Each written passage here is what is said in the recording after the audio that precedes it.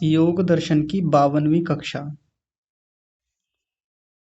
51 कक्षाएं हो गई हैं और पिछली जो कक्षा हमारी रही थी वो संवेगों को लेकर थी, मुख्य रूप से कि समाधि को शीघ्रता से कैसे प्राप्त किया जाए।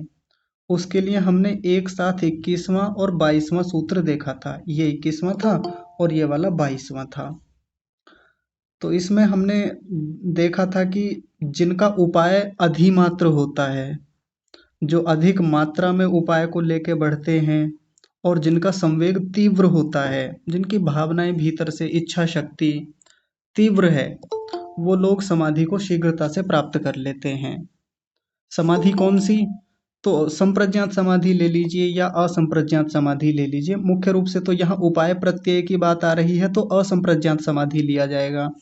लेकिन असंप्रज्ञात समाधि भी तब प्राप्त होती है जब उससे पहले संप्रज्ञात समाधि हमारी हो जाती है। ये विषय हमने कल देखा था और कक्षा जब आरंभ हुई थी तब मैंने एक बात कही थी कि हो सकता है ये शब्दशः बातें सबको समझ में ना आए, क्योंकि थोड़ा सा यहाँ पर जटिलताएं थीं। इनमें बातें इतनी आसानी से समझ में नहीं आती, लेकिन दो चित्र जो आपके साथ साझा किए थे जिनमें उन सबको कैसे बांटा जाए, उनका क्लासिफिकेशन कैसे किया जाए, उससे चीज़ें आसानी से समझ में आ गई होंगी। याद रखना कोई बड़ी बात नहीं है और कोई आवश्यक भी नहीं है कि याद रखा जाए उन सबको, कि ये वो देखा था ना, बड़ा जटिल था, मृदु मृदु मृदु मध्य मृदु अधिमात्र, ऐसे करके। तो अगर याद ना रहें कोई बात नहीं, कोई याद कर लेंगे तो बहुत अच्छा है। लेकिन हाँ, इतना स्पष्ट सबको हो गया होगा कि यदि हमारे उपाय मृदु हैं, हमारे संवेग मृदु हैं, कमजोर हैं, कम स्तर के हैं, थोड़े थोड़े से हैं, तो मामला अभी ढीला है, कमजोर है, अभी बहुत समय लगने वाला है। और यदि इनमें गति बढ़ती चली जाएगी, तीव्रता आती चली जाएगी, अधिमात्र स्तर की चीजें होंगी, अधिमात्र उपाय करेंगे हम, तो फिर हमें समाधि आसन्नतम होगी। सबसे अंत में यही तो देखा था उस चित्र में, आसन्नतम समाधि होती है हमारे लिए। ये आसन्नतम का मतलब होता है एकदम निकट, बहुत दूरी नहीं होती उसमें। तो देखिए, मैं ये चित्र एक बार फिर से आपको दिखा देता हूँ ताकि और स्पष्टता हो जाए।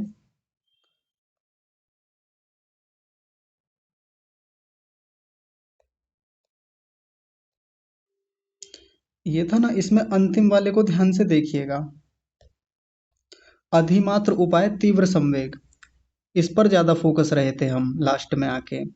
इसके भी अगले सूत्र में 3 भेद कर दिए थे। बताया था कि ये जो अधिमात्र उपाय तीव्र संवेग वाले होते हैं, ये भी मृदु स्तर के हो सकते हैं, हो सकता है इनमें भी कुछ कमजोरियां हों, धीरे धीरे चल रहे हों, तो उसमें भी मृदु बताया था।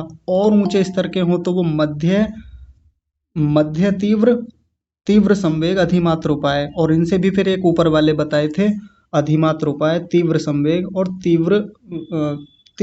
अधिमात्र तीव्र वाले, वो सबसे ऊंचे थे। तो ये विषय कल हो गया था। अगर इस पीछे वाले विषय में से जो हमने कल देखा था किसी को कोई बात समझ में ना आई हो, किसी का कोई प्रश्न हो, तो आप अपना प्रश्न रख सकते हैं, हाथ खड़ा करिए। जी बड़े भैया, आप ही बताइए सबसे पहले। आचार्य जी सादर प्रणाम। प्रणाम जी। कक्षा में उपस्थित सभी सज्जनों को सादर प्रणाम। आचार्य जी, मैंने इसका जो पीछे आपने 21वां और 22वां सूत्र पढ़ाया था, इसका एक शॉर्ट आपको भेजा था बना के हाँ गणित के जी आधार पर। जी जी गणित जी। के विद्यार्थी क्योंकि हम रहे हैं तो चीजों को सरलता से बनाना आसान रहता है। हाँ जी। क्या वो सही है? हाँ ठीक है, मैंने देख लिया, वो बहुत अच्छा बनाया आपने।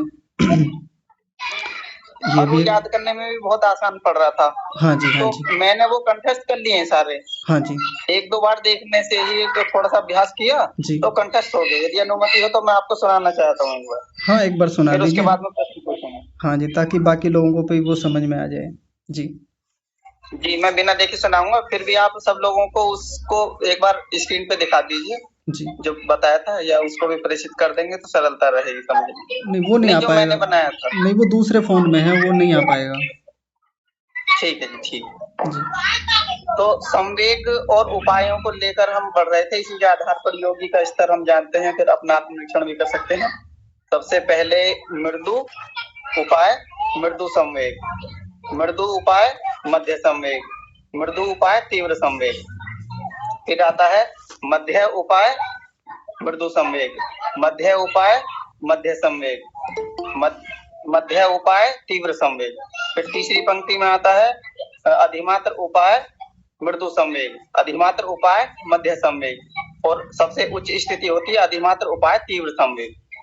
ये 21वें सूत्र की बात थी, तीव्र संवेग नाम आसन्न है जी। फिर इसके पश्चात इनमें भी कुछ भेद हुआ था मृदु मध्य और अधिमात्र के आधार पर। तो जो हमारा अधिमात्र उपाय और तीव्र संवेग था उसको भी 3 स्तर में बांटा जी। सबसे पहले था मृदु तीव्र संवेग अधिमात्र उपाय, दूसरा था मध्य तीव्र संवेग अधिमात्र उपाय और जो सर्वोच्च स्थिति थी वो थी अधिमात्र तीव्र संवेग अधिमात्र उपाय। जी, बहुत सुंदर। तो ये मैंने कंठस्थ कर लिया, 2-3 बार देखने से ही हो गया और 1-2 बार अभ्यास भी किया। हाँ जी। तो स्मरण हो गया। हाँ जी, बहुत क्या सही है? हाँ, एकदम ठीक है, आपने बिल्कुल सटीक बताया है। और मैं समूह में आपका बनाया हुआ जो चित्र है वो मैं समूह में भेज दूंगा सभी लोगों को, एक बार सब लोग उसको भी देख लेंगे। तो भैया ने जो चित्र बनाया है, जैसे हम कभी गणित पढ़ते थे तो उसमें स्टैटिस्टिक्स एक चैप्टर होता था, सांख्यिकी। तो सांख्यिकी की प्रक्रिया में जब बहुत सारा डेटा होता है तो उसको कैसे एक व्यवस्थित क्रम में रखा जाता है, उसको कैसे चार्ट बनाया जाता है, ये भी तो एक प्रकार का चार्ट है ना। हम उसमें सीखते थे फ्लो चार्ट कैसे बनाते थे, डायग्राम कैसे बनाते थे। जो लोग गणित से जुड़े हुए हैं वो बढ़िया से जानते होंगे। तो भैया ने गणित पढ़ा है, पढ़ाया है लंबे समय तक, तो उनको इन सब चीज़ों की जानकारी बड़ी अच्छी है और एक बड़े अच्छे से उन्होंने डिजाइन किया इस चीज़ को। तो वो मैं भेजूंगा आपको, दिखाऊंगा, आप सब लोग देखिएगा उसे। शोभनम, अत्युत्तम। जी प्रसन्न आचार्य जी, हाँ। एक छोटा सा। जी जी, बताइए ना। जी, इन संवेगों के और उपायों के आधार पर ही हम आगे बढ़ते हैं जी। और ये एक योगी के साधक के लिए अच्छी स्थितियां होती हैं, आत्मनिरीक्षण करने से पता लगती हैं। तो मैंने जब अपना आत्मनिरीक्षण किया है, अवलोकन किया, विचार किया, तो मैंने देखा कि प्रायः जब मैं कोई कार्य करता हूँ तो उसे करने में मेरी तीव्रता बहुत रहती है, शीघ्रता से काम करने की, किसी भी काम को बहुत जल्दी से करने की तीव्रता रहती है। तो यदि हम किसी भी काम को तीव्रता और शीघ्रता से कार्य करते हैं, संवेगों के आधार पर यदि हम उसे जल्दी से निपटाना चाहते हैं, तो उपासना में भी क्या इस प्रकार की स्थिति बाधक बनती है? जैसे हम किसी काम में व्यवहार काल में आतुरता या शीघ्रता रखें, तो व्यवहार काल में क्या वो बाधक बनेगी या वो चीज साधक बनेगी? हाँ, ये पूछना। जी जी, म्यूट कर लीजिए। तो जो आप जैसे मैं भैया के प्रश्न को थोड़ा स्पष्ट कर देता हूँ। जैसे कई बार कोई लोग होते हैं कि व्यवहारिक काल में अपने कामों को बड़ी जल्दी जल्दी निपटाते हैं, बड़ी कुशलता से भी कर लेते हैं, साधनों का अच्छे से उपयोग करते हैं। जैसे उदाहरण के रूप में ले लें, मान लीजिए एक व्यक्ति ड्राइव करने में बड़ा कुशल है, बड़ा अच्छा चालक है, गाड़ी चलाने में बड़ी कुशलता है उसकी। अब उसकी ड्राइव करने की शैली इतनी शानदार है कि बड़े स्मार्टली वो मैनेज करता है गाड़ी को बढ़िया से, कैसे कट मार के निकालना है, शीघ्रता से कैसे गंतव्य तक पहुंचाना है, वो सब उसे कलाएं आती हैं बढ़िया से। बहुत अच्छे से उसका मैनेजमेंट वो जानता है, कोई खराबी आ जाए, कोई कुछ आ जाए, बड़ी जल्दी देख लेता है। मतलब उसकी संवेग जो है, भावनाएं जो हैं या चीज़ों को करने की जो स्थिति है बढ़िया है, सटीक भी होती है और गति भी होती है उसमें अच्छी खासी। तो प्रश्न ये है कि क्या इस प्रकार का जो व्यक्ति है, जो अपने व्यावहारिक जीवन में शीघ्रता से और सटीक स्थितियों में कामों को कर लेता है, सफलताएं प्राप्त करता है, तो क्या वो अध्यात्म में भी, योग में भी उसी प्रकार से गति करेगा? आवश्यक नहीं है, क्योंकि योग मार्ग पर बढ़ने के लिए एक बड़ी आवश्यक चीज हमने शुरू में देखी थी, वो थी चित्त की प्रशांत वाहिता। देखा था ना, अभ्यास किसके लिए किया जाता है? चित्त की प्रशांत वाहिता के लिए, जिसमें हमारा चित्त राजसिक और तामसिक वृत्तियों को रोक करके लगातार सात्विक वृत्तियों में बना हुआ है, वो देखा जाता है। इसी को अभ्यास कहा जाता है, उसी को लगातार बनाना, उसी के लिए प्रयत्न करना, इसको अभ्यास बोलते हैं। दूसरी चीज होती है वैराग्य। वैराग्य अच्छी कोटि का होना चाहिए। अब उसमें शीघ्रता होना, शीघ्रता ना होना, ये तो बहुत बाद की बात है, लेकिन वो जो 2 साधन हैं वो उत्तम रीति से होने चाहिए। तो बाहर के व्यावहारिक जीवन में व्युत्थान काल में कोई व्यक्ति कितनी शीघ्रता से और उत्तम रीति से कार्यों को करता है, उसका आवश्यक नहीं है कि वहाँ भी वो उस काम को कर पाएगा।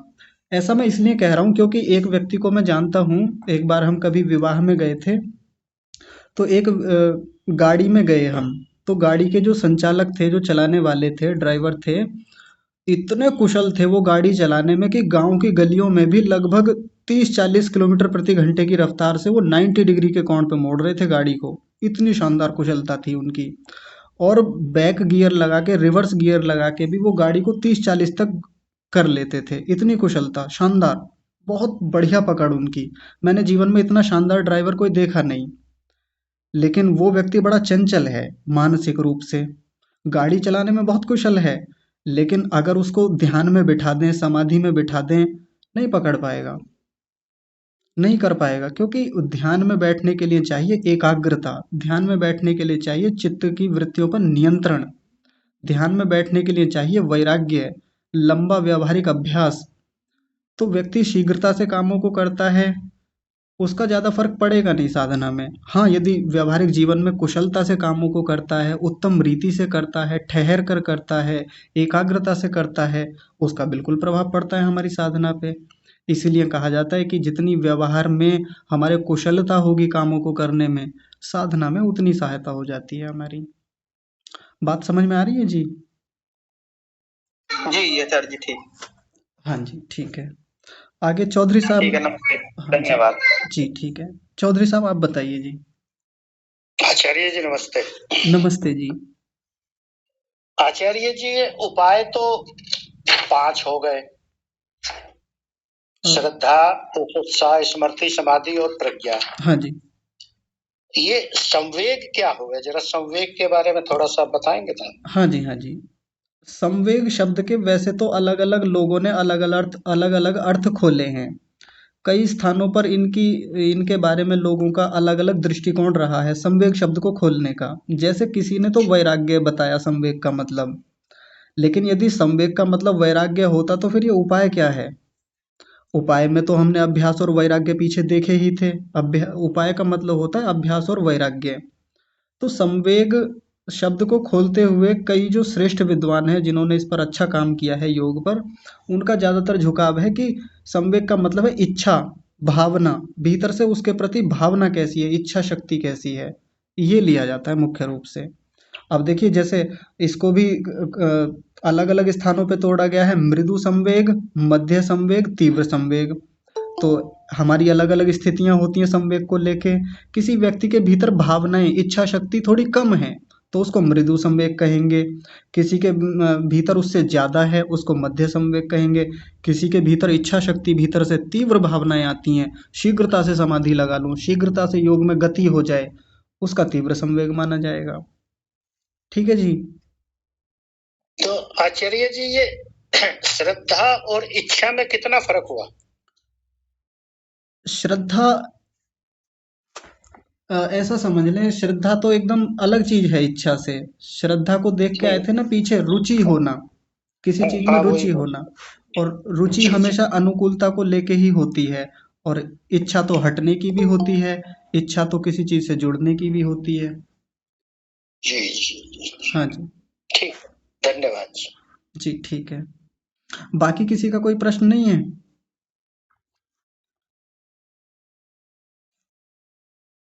चलिए ठीक है, तो कोई बात नहीं।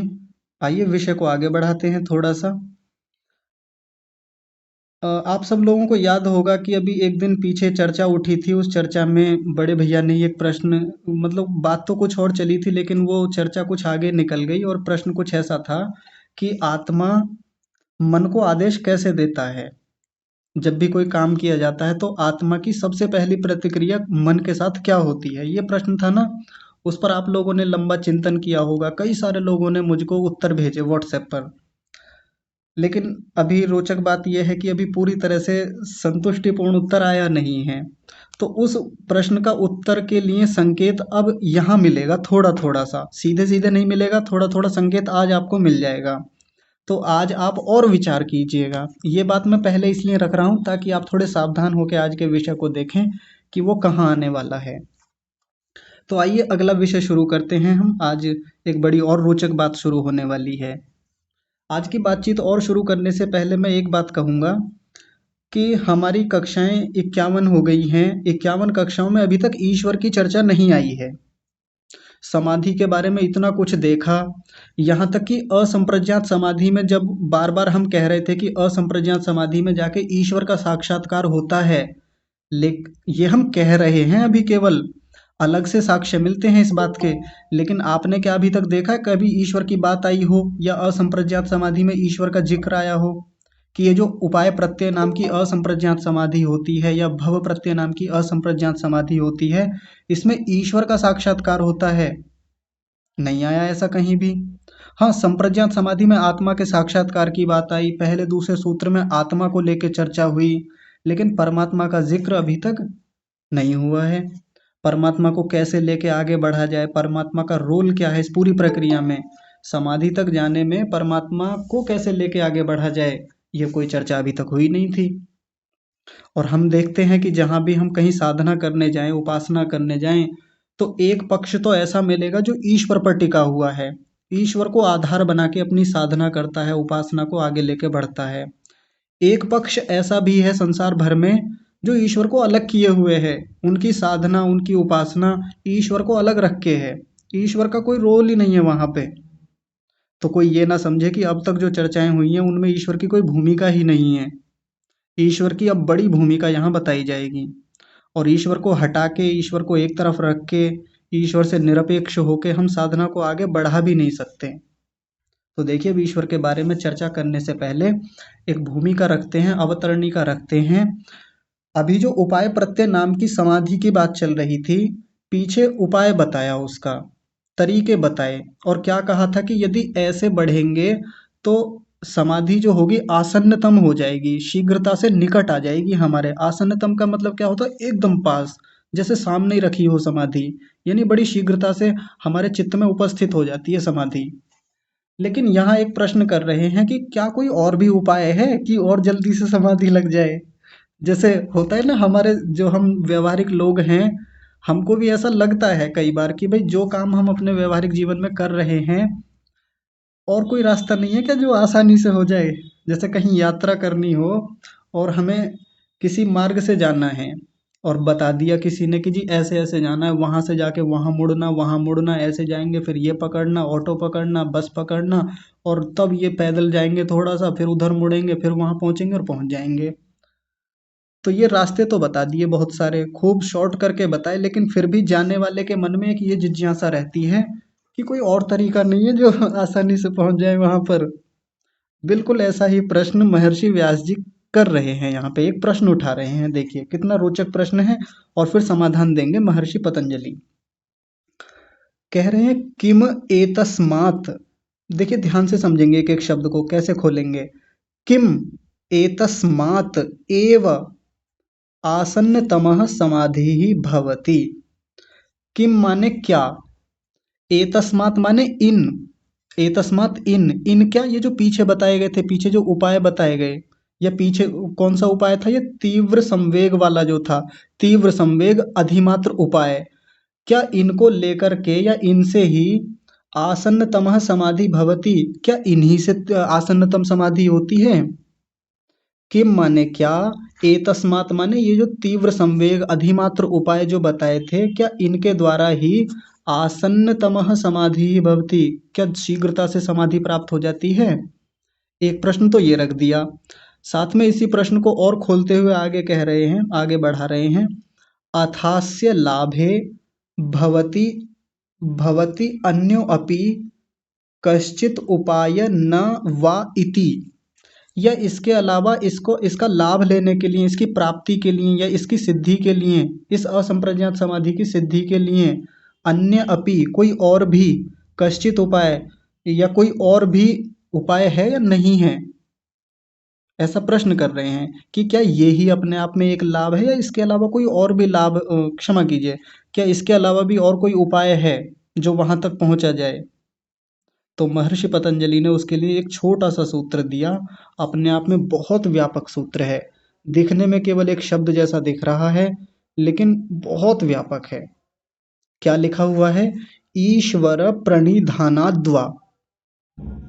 और इन शब्दों को तोड़ेंगे तो देखिए कितने शब्द हैं। सबसे पहला शब्द है इसमें ईश्वर, दूसरा शब्द है प्रणिधानात, प्रणिधानात, और अंतिम शब्द है इसमें वा।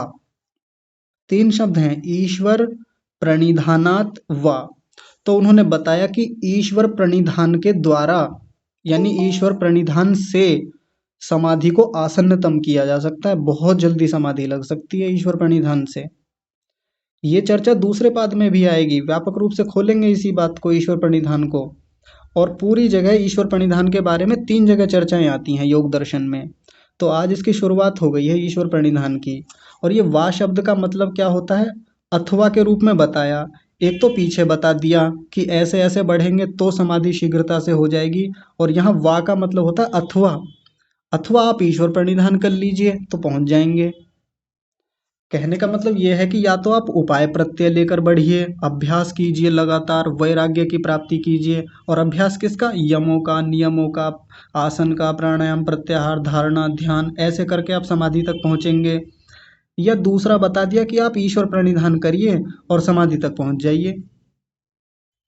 तो हमको कौन सा उपाय बढ़िया लग रहा है अभी तक?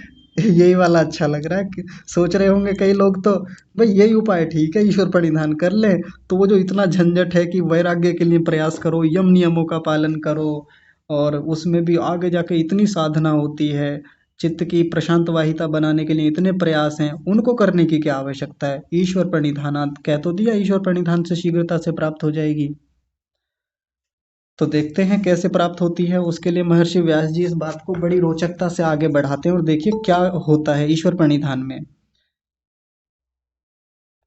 सबसे पहले लिखा, प्रणिधानात् भक्ति विशेषात् आवर्तित ईश्वरः तम अनुगृह्णाति अभिध्यान मात्रेण।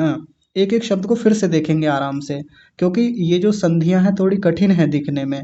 मैं और आसानी से खोल देता हूँ।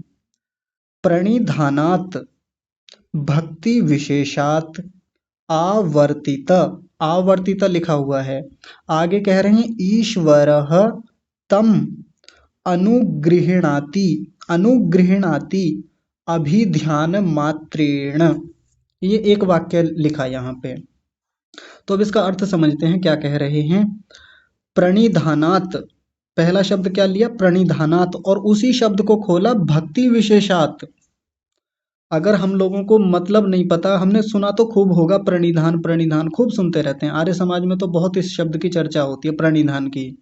प्रणिधानात, उसी शब्द को खोला भक्ति विशेषात। ये ऋषियों की शैली होती है, कोई शब्द पारिभाषिक शब्द हो ना, कठिन शब्द हो, तुरंत उसी के बाद उसी शब्द को खोल देते हैं। ये इतनी प्यारी शैली है उनकी, हमको कहीं और जाने की ज्यादा आवश्यकता होती ही नहीं, वहीं रख देते हैं निकाल करके सारी चीजों को। प्रणिधान का मतलब होता है भक्ति विशेष, यानी ऊपर जो सूत्र में आया था ईश्वर प्रणिधान के द्वारा समाधि शीघ्रता से प्राप्त हो जाएगी। तो वो प्रणिधान क्या है, तो उसको कह रहे हैं भक्ति विशेष। एक तो होती है भक्ति, एक होती है भक्ति विशेष। केवल भक्ति शब्द नहीं लिखा यहाँ पर भी, भक्ति में भी भक्ति विशेष लिखा। अब ये भक्ति विशेष क्या होती है, तो वैसे तो दूसरे पाद में खोलेंगे इन चीज़ों को, अलग अलग तरीके से खोलने का प्रयास किया है अलग अलग विद्वानों ने। लेकिन महर्षि दयानंद सरस्वती जी के शब्दों में भक्ति विशेष को खोलें तो पता है वो क्या कहते हैं, बड़ी रोचकता से उन्होंने भक्ति विशेष को खोला या प्रणिधान को खोला। वो कहते हैं ईश्वर ही की आज्ञाओं का यथावत पालन करना भक्ति विशेष कहलाता है। परमात्मा की सच्ची भक्ति वही होती है जो उसकी आज्ञाओं का पालन करना होता है। जैसा जैसा आदेश, जैसी जैसी आज्ञाएं परमात्मा ने वेद में हम सब के लिए कही हैं, वैसा वैसा पालन करना, ये प्रणिधान, ये भक्ति विशेष कहलाता है, और इसी को प्रणिधान कहते हैं। तो प्रणिधान का सीधा मतलब क्या हो गया, ईश्वर की आज्ञाओं का यथावत पालन करना। एक तो इस तरीके से खोला जाता है इसको, बहुत अच्छी परिभाषा है ये, इसको आगे लेके बढ़ेंगे तो हमको शीघ्रता से समाधि की प्राप्ति हो जाएगी। लेकिन एक और तरीके से इसी प्रणिधान को खोला जाता है, वो है ये है कि अपनी क्रियाओं को परम गुरु परमात्मा को समर्पित कर देना। परम गुरु और अर्पणम आगे मिलेगा दूसरे पाद के प्रथम सूत्र में ही। हम दिन भर में जितना भी काम करते हैं, जितने कार्य करते हैं, उन सबको परमात्मा को समर्पित कर देना। समर्पित कर देने का मतलब क्या होता है कि हम ये जो भी कार्य कर रहे हैं सब आपकी न्याय व्यवस्था में कर रहे हैं, सब आपकी देख रेख में कर रहे हैं। ये जितना भी कर्म हम कर रहे हैं अपनी उन्नति के लिए, समाज की उन्नति के लिए, और हे प्रभु आपको प्राप्त करने के लिए कर रहे हैं। ऐसा दिन भर विचार बना के काम करना, कर्म करना, ये प्रणिधान कहलाता है। एक बड़ी रोचक कहानी है, कहानी सुनेंगे उससे ये बात बड़े अच्छे से और समझ में आ जाएगी। इस ये कहानी मैंने पढ़ी थी छठी कक्षा में, लगभग 2006 के आसपास की बात है, आज से संभवतः 18 साल पहले की। जब छोटे से थे तो धार्मिक ग्रंथों को, धार्मिक कहानियों को, बोध कथाओं को पढ़ने का शौक हुआ करता था। तो उस समय किसी पौराणिक ग्रंथ में एक कथा पढ़ी थी, कितनी सच्ची है कितनी झूठी है ये तो बाद की बात है, लेकिन हम उससे समझ लेंगे इस विषय को। एक बार की बात है कि नारद मुनि भगवान विष्णु जी के पास गए, ऐसे घूमते फिरते, उनका काम ही घूमने फिरने का था, जैसा वहाँ दिखाया जाता है, जैसा सीरियल में दिखाया जाता है, जैसा पौराणिक ग्रंथों में। नारद जी बहुत बड़े विद्वान थे, बड़े ऋषि थे, बहुत ऊंचे ऋषि थे, लेकिन इन सीरियलों में नारद जी का चरित्र खराब कर दिया। ऐसा चरित्र बना दिया कि वो कैसे थे, इधर की बात उधर लगाते थे, चुगलखोरी में लगे रहते थे, ऐसा दिखाया जाता है। तो उस कहानी में भी लगभग ऐसा ही मामला था। तो ये नारद जी पहुंचे नारायण नारायण करते हुए, जब वहां पहुंचे तो अपने आप कहने लगे विष्णु जी से कि हे प्रभु, क्योंकि विष्णु जी को भगवान दिखाया गया, वहां पे ईश्वर दिखाया गया है, तो कहने लगे प्रभु आप, मैं आपका सबसे बड़ा भक्त हूँ, क्या आप मानते हैं इस बात को? क्योंकि मैं हमेशा आपका जप करता रहता हूँ, हमेशा आपका नाम लेता रहता हूँ, जब भी कहीं जाता हूँ तो बस मेरे मन में एक ही शब्द चलता है, नारायण नारायण नारायण, यही चलता रहता है, बड़ा याद करता हूँ आपको। तो उन्होंने कहा नहीं नारद, आप मेरे भक्त हैं ही नहीं, मेरा भक्त तो कोई और है। अब इनको बड़ा आश्चर्य हुआ नारद जी को, क्योंकि अहंकार वहां पर ऐसा दिखाया गया कहानी में कि इनको अहंकार हो गया अपने ऊपर, और विष्णु जी इस बात को पकड़ गए कि भाई इनको अहंकार हो गया है और ये सोचते हैं कि यही मेरे सबसे बड़े भक्त हैं, हमेशा मेरा स्मरण करते रहते हैं, हमेशा ईश्वर प्रणिधान में रहते हैं, तो आज इनका घमंड निकालते हैं। तो नारद जी ने पूछा जी जब मैं सबसे बड़ा भक्त नहीं हूं तो फिर आप बताइए कि आपका सबसे बड़ा भक्त कौन है? अब इन्होंने कहा कि मेरा भक्त तो एक किसान है। कहा जी किसान आपका भक्त? मतलब हम जैसे जो लोग हैं, हम जो ऋषि हैं, इतने ऊंचे विद्वान हैं, हम आपकी हमेशा भक्ति करते हैं, हमको तो आपने अलग रख दिया, एक किसान जैसे व्यक्ति को आपने अपना सबसे बड़ा भक्त बता दिया। तो वो कहने लगे हाँ ऐसा ही है। अब इनके मन में उत्कंठा जागृत हो गई कि ऐसे किसान को तो देखना पड़ेगा, कितना बड़ा भक्त है, जरूर भक्ति करता होगा, बैठता होगा साधना में, ध्यान में, कहीं एकांत में जाके देखेंगे कितनी भक्ति करता है।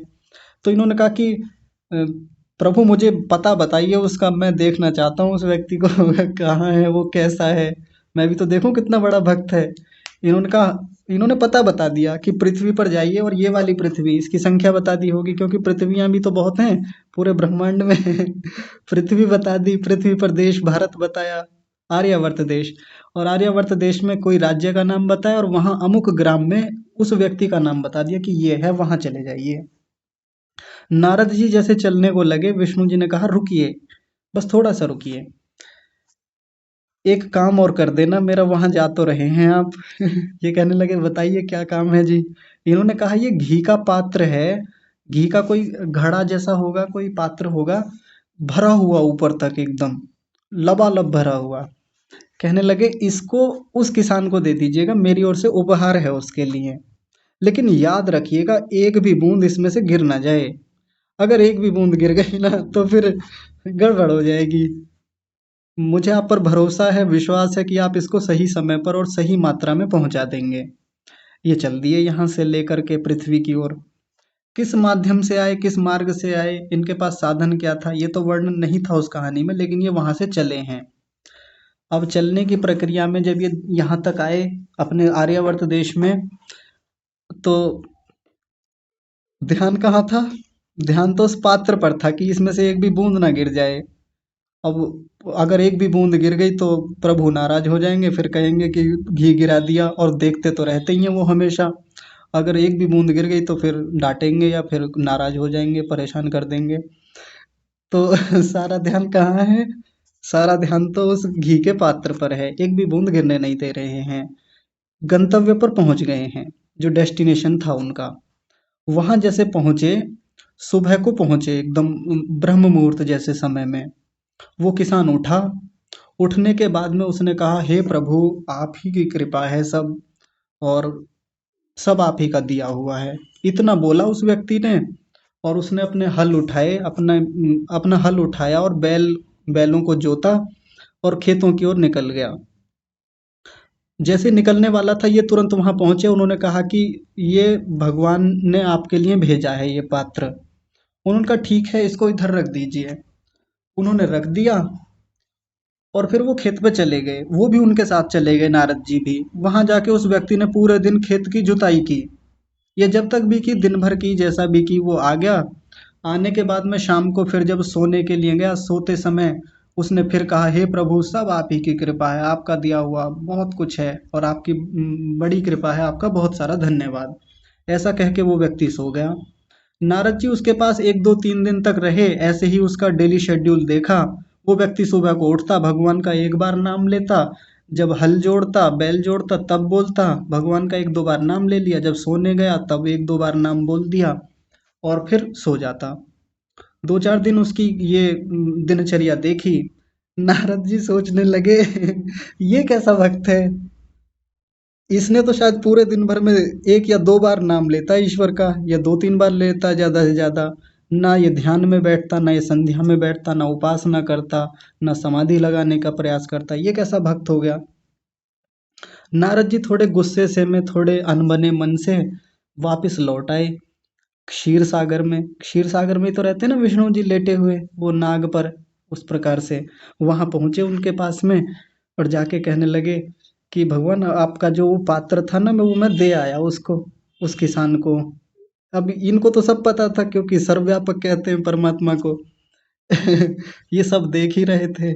इन्होंने कहा, हो गई परीक्षा आपकी, देखा है वो कैसा भक्त है। अब इन्होंने कहा कि वो आपका भक्त है, वो कहाँ करता है आपकी भक्ति विशेष, कुछ भी भक्ति नहीं है उसकी। 2 3 बार तो कुल नाम लेता है आपका, और मुझे देखिए, मैं दिन भर में हजारों लाखों बार आपका नाम लेता रहता हूँ, हमेशा आप ही के ध्यान में डूबा रहता हूँ। तो इन्होंने पूछा, भगवान विष्णु ने नारद जी से, कि नारद जी एक बात बताइए, जिस समय आप यहाँ से चले थे और उस किसान के पास तक पहुंचे थे, इतने समय में, इतनी यात्रा में, आपने मेरा नाम कितनी बार लिया। नारद जी वे बेचारे मौन हो गए, निरुत्तर हो गए। कहने लगे, प्रभु, आपका तो नाम एक बार भी आया ही नहीं, नाम लिया ही नहीं आपका। कहने लगे, वो मेरा प्रतिदिन नाम लेता है, कितना भी व्यस्त हो, कितना भी कुछ भी हो, कैसी भी स्थितियां हो, प्रतिकूलताएं आए, अनुकूलताएं आए, सर्दी हो, गर्मी हो, बरसात हो, कितना भी अधिक काम हो, नाम जरूर लेता है। भले ही सुबह को एक बार ले, रात्रि में सोने से पहले ले, लेकिन नाम अवश्य लेता है। और आप यहाँ से वहां तक गए, और आप अपने आप को सबसे बड़ा भक्त मानते हैं ना। आप तो मुझे भूल गए थे रास्ते में, आपको कुछ याद ही नहीं रहा। आपका सारा ध्यान कहाँ था, उस पात्र पे था, कि उसमें से घी की एक भी बूंद ना गिर जाए। नारद जी को उस दिन अफसोस हुआ, और उनको बोध हो गया कि सच में अभी मेरी भक्ति वैसी है नहीं जैसी होनी चाहिए। बस इतनी सी है ये कहानी। इस कहानी में कितनी ये कहानी सच्ची है, कितनी झूठी है, ये तो नहीं कहा जा सकता। लेकिन इस कहानी में जिस व्यक्ति ने लिखा होगा, जिस व्यक्ति ने इस कहानी को निर्माण किया होगा, पौराणिक कथा है ये, उसके समझाने के पीछे का एक उद्देश्य ये रहा होगा कि भगवान का नाम बार बार लेने की आवश्यकता नहीं है। ऐसा नहीं कि आप पूरे दिन परमात्मा को रटे जाओ, परमात्मा का नाम लिए जाओ। परमात्मा का नाम चाहे एक समय लो, लेकिन लो अवश्य। लेकिन हमें जो ईश्वर प्रणिधान जो हमें ऋषियों ने बताया, वो उससे कुछ भिन्न है। ना तो नारद जी वाला है कि नारद जी पूरा दिन केवल रटे जा रहे हैं, नारायण नारायण नारायण, और जब प्रतिकूलता आई तो भूल ही गए। ना हमारे प्रणिधान किसान जैसा हो कि बस सुबह को एक बार भगवान का नाम ले लिया और रात्रि में सोने से पहले ले लिया। ना ऐसा प्रणिधान की आवश्यकता है।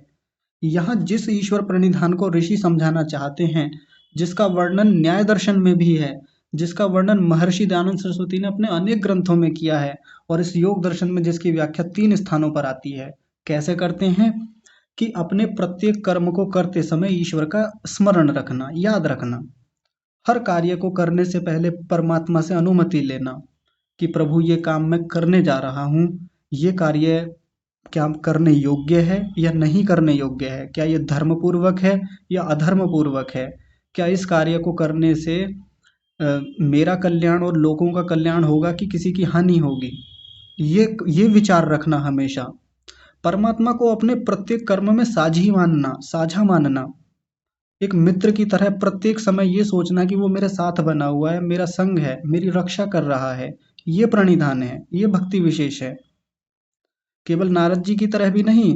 हालांकि नारद जी कैसे होंगे ये तो पता नहीं, बस केवल कथा की बात है, जैसी कथा है।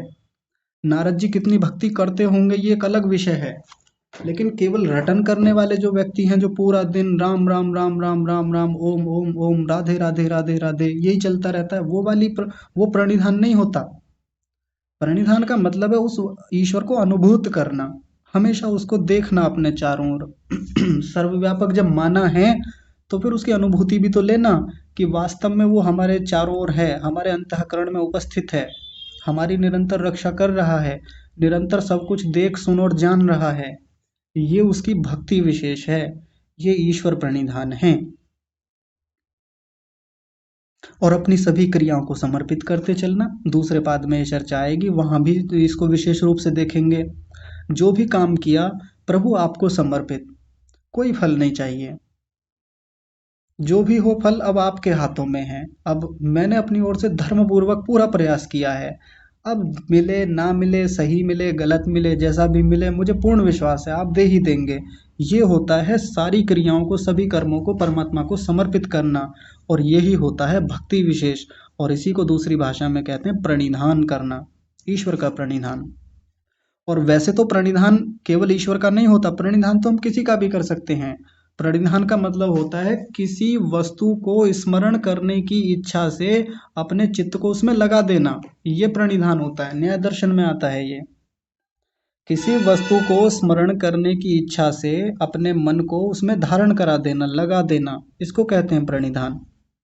लेकिन हमको किसी वस्तु का तो करना नहीं धारण, किसी वस्तु का स्मरण करना नहीं, हमको तो परमात्मा का करना है, क्योंकि यहाँ एक उपाय बताया है समाधि को शीघ्रता से प्राप्त करने का। तो आगे देखिए, बस इस पंक्ति को देख ले रहे हैं आज, और बाकी विषय को हम कल देखेंगे। आगे कह रहे हैं ईश्वर प्रणिधानात, यानी भक्ति विशेषात, भक्ति विशेष करने से आवर्तित। आवर्तित शब्द का मतलब होता है प्रसन्न हुआ, अनुकूल हुआ, रिझाया हुआ। जैसे होते ना कि ईश्वर को रिझाना होता है। अब कई लोग जो सैद्धांतिक लोग होते हैं, विशेषकर आर्य समाज वाले, अब उनको ये लगता है कि क्या ईश्वर भी रीझता है, ईश्वर भी प्रसन्न होता है क्या? और एकदम से सैद्धांतिक रूप से बात खड़ी हो भी जाती है कि ईश्वर खुश हो जाता है क्या हमसे? क्या पहले दुखी था हमसे जो अब खुश हो गया? क्या पहले उदासीन था जो अब एकदम हमारे पास आ गया या हमसे रीझ गया है? बस यहाँ इतना सा मतलब होता है कि वो हमारे और अनुकूल हो जाता है, क्योंकि हम उसकी कही हुई आज्ञाओं में चल रहे हैं, हम स्मरण रखते हैं उसका, हम उसके अनुसार जो भी चीजें हैं, जो भी धार्मिक आयोजन है, जो भी धार्मिक कर्म है, हम वो कर रहे हैं। इस प्रकार से वो परमात्मा हमसे रीझता है। और रीझने का मतलब वो बिल्कुल नहीं है कि पहले नाराज हुआ करता था और अब वो खुश हो गया है हमसे, वैसा रीझना नहीं, क्योंकि ये शास्त्रीय शब्द है आवर्तित। अब इसका सीधे सीधे हिंदी में तो कोई वैसा मिलता नहीं, इसलिए हम थोड़ा अपनी भाषा में कह लेते हैं कि वो हमारे अनुकूल हो जाता है परमात्मा, हम पर और अनुगृहणाति, आगे एक शब्द आएगा, हम पर अनुग्रह करता है, अनुकंपा करता है। और देखिए लिखा हुआ भी है, ईश्वरः तम अनुगृहणाति। ऐसा रिझाया हुआ जो परमात्मा है, जिसकी हमने भक्ति विशेष की है, वो क्या करता है? अनुगृहणाति, अनुग्रह करता है हमारे ऊपर, और विशेष रूप से अनुग्रह होता है, कृपा करता है। और अनुग्रह करने पर क्या करता है? समाधि शीघ्रता से दे देता है हमको, समाधि शीघ्रता से प्राप्त करा देता है। और कैसे करता है इस काम को? तो देखिए वो प्रश्न का उत्तर यहाँ आ जाएगा जो उस दिन चर्चा हो रही थी, अभिध्यान मात्रेण, संकल्प शक्ति से। अपनी उसकी इच्छा शक्ति ऐसी होती है, उसकी अपनी संकल्प शक्ति इतनी तीव्र होती है, बस संकल्प करता है परमात्मा और हमारे ऊपर क्षण भर में अनुग्रह कर देता है। इतनी उत्तम स्थिति है उस परमात्मा की, इतनी व्यापकता है, इतनी सर्वशक्तिमत्ता है उसकी, कि अभिध्यान मात्रेण, अभिध्यान मात्रेण ये परमात्मा के लिए आया है। परमात्मा अपने अभिध्यान से, यानी अपनी संकल्प शक्ति से, अपनी तीव्र इच्छा से, क्योंकि वो केवल इच्छा करता है बस, और हमारे ऊपर अनुगृहणाति, एकदम से अनुकंपा कर देता है, कृपा बरसा देता है, और हमें समाधि शीघ्रता से प्राप्त हो जाती है। जैसे हम पर वो कृपा बरसाता है, जैसे हमें शीघ्रता से समाधि प्राप्त करा देता है, ऐसे ही संसार का निर्माण करता है। आपके प्रश्न का उसका उत्तर मिल रहा है। लोग, आप सब लोग विचार कीजिएगा, आत्मा के प्रसंग में जो वो प्रश्न किया था। संसार का निर्माण परमात्मा ऐसे नहीं करता जैसे हम लोग किसी चीज को बनाते हैं। जैसे कुम्हार घड़े को बनाता है, मिट्टी लाएगा, पहले खोदेगा, लाएगा, उसको पीसेगा, बारीक करेगा, छानेगा, पानी मिलाएगा इत्यादि। कितने सारे उसको काम करने पड़ते हैं, तब जाके कई दिनों की मेहनत में एक घड़ा तैयार होता है। बहुत कुछ करना होता है। लेकिन परमात्मा इस संसार का जब निर्माण करता है, इस पूरे संसार को बनाता है, मूल प्रकृति से कार्य रूप जगत का रूपांतरण करता है, अभिध्यान मात्रेण, केवल संकल्प शक्ति मात्र से पूरे संसार को बना देता है वो। ये है उसका सर्वशक्तिमान होना। सर्वशक्तिमान का मतलब ये नहीं होता कि जो मन में आया वो कर डाला। जैसे मुल्ला जी से पूछा था एक बार कि मुल्ला जी अल्लाह मियाँ कैसे है, तो मुल्ला जी कहने लगे कादिर मुतल्लक हैं अल्लाह मियाँ तो। हमने पूछा कादिर मुतल्लक का मतलब क्या है, तो कहने लगा कि सर्वशक्तिमान है। तो मैंने पूछा जी सर्वशक्तिमान का या कादिर मुतल्लक का ठीक से मतलब बताइए, तो कहने लगा कुछ भी कर सकता है अल्लाह मियाँ। तो हमने पूछा कुछ भी कर सकता है, कहने लगे हाँ जी कर सकता है कुछ भी। मैंने कहा आपने जैसा दूसरा अल्लाह बना सकता है। मुल्ला जी घूम गए इतनी सी बात पे ही। मैंने कहा आपने आँख नाक खुद फोड़ सकता है। अब तो और भी खोपड़ी खराब हो गई। मैंने कहा अपने बाल खुद उखाड़ सकता है, बाल नोच सकता है, अपनी त्वचा खुद उखाड़ के फेंक सकता है, साकार बन सकता है, निराकार बन सकता है, जो मर्जी आए वो कर सकता है। बस मुल्ला जी शांत हो गए। लेकिन परमात्मा इस संसार में जो भी काम करता है वो अपने सर्वशक्तिमान गुण के कारण करता है। उसका, उसकी शक्तियां ही इतनी अद्भुत हैं। संकल्प मात्र करता है, इच्छा मात्र करता है, अभिध्यान मात्रेण, इतने मात्र से वो हम पर अनुग्रह करता है। संसार को भी ऐसे ही बनाता है, और अपने भक्तों पर जब वो कृपा करता है, जब अनुकंपा करता है, कोई भी विशेष स्थितियां देनी हो, प्रेरणा देनी हो, भीतर से कोई भी परिवर्तन करना हो, बड़ी शीघ्रता से कर डालता है। और कैसे परिवर्तन करता है, बस इस बात को कह के समाप्त करते हैं। क्योंकि समाधि प्राप्ति के लिए क्या चीज आवश्यक होती है, राजसिक और तामसिक वृत्तियां रुक जाएं, रजोगुण और तमोगुण का जो मूल काम है वो रुक जाए, और जो हमारी सात्विक वृत्तियां हैं वो उभर जाएं। वो जितनी मात्रा में उभार पे आ जाएंगी, शीघ्रता से स्थिति बन जाएगी, जिस स्थिति के लिए पीछे कहा था। स्थिति कौन सी, प्रशांत वाहिता स्थिति। और ये परमात्मा के लिए चुटकियों का काम है, क्षण मात्र में कर सकता है। अभिध्यान मात्रेण, इतनी बड़ी शक्ति होती है ईश्वर प्रणिधान में, सामान्य बात नहीं है। लेकिन ईश्वर प्रणिधान भी ऐसे थोड़ी मिल जाएगा कि हमने चुटकी, परमात्मा तो चुटकी बजा के इच्छा मात्र में हमारे ऊपर अनुग्रह कर देता है, लेकिन हम चुटकी बजा के ईश्वर प्रणिधान नहीं कर सकते। ईश्वर प्रणिधान की भी प्रक्रिया होती है, ईश्वर प्रणिधान के लिए भी विशेष प्रयत्न होते हैं। उस पर चर्चा हम कल की कक्षा में करेंगे। आज का विषय तो इतना ही रखते हैं। आप सब लोग कक्षा में निरंतर जुड़े रहे, तन्मयता से सुन रहे हैं, उन सब के लिए आपका बहुत सारा धन्यवाद। आप सभी को सादर प्रणाम।